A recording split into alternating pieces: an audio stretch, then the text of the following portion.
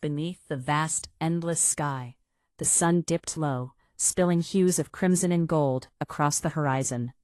The desert was ensconced in a profound silence, an almost sacred quiet, as though the very expanse of sand was holding its breath, waiting for a revelation. Moses trudged through the shifting dunes of Horeb, a lone shepherd, clad in tattered garments that whispered tales of his lost privilege, a life once steeped in the luxury of Pharaoh's court. He bore the weight of a past that hung heavily upon his shoulders, each step stirring up dust that seemed to cling to him like the regrets of his history. The gentle bleating of sheep filled the air, their movements unhurried, weaving through the rocks and sparse vegetation as the wind caressed the sand into flowing, soft lines that danced in the fading light. Then, amidst the stillness, a flicker caught his eye, a flame where no flame should exist. Curious, he turned towards it, his heart quickening with an inexplicable sense of wonder. There stood a thorn bush, ablaze yet untouched by the fire's ravenous appetite. Its branches glowed with an ethereal light, trembling with an energy that felt alive, breathing, inviting. Compelled by an unseen force, Moses stepped closer, the fire calling to his spirit, as if it had reached out to embrace him. Suddenly the air shimmered with power, as a voice broke through the silence, resonant and ancient, a sound that could have been carved from the mountains themselves. "Moses, Moses," it called, his name echoing like a sacred incantation.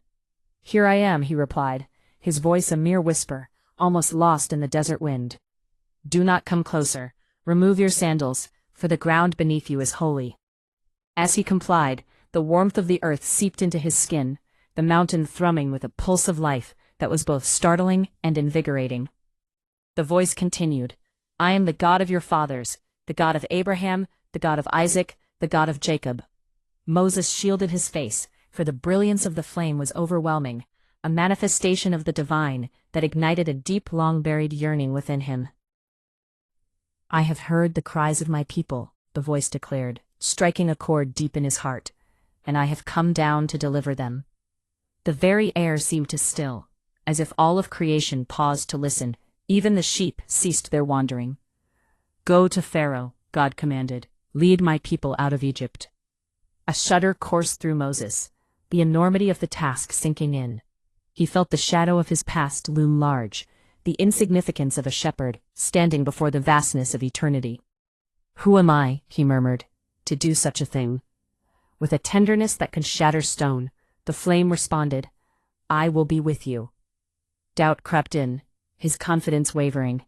"What shall I say your name is?" he asked, a deep yearning in his voice. The fire flared, not with wrath, but with a blinding revelation that illuminated the very essence of existence. "I am who I am. Tell them, I am has sent you."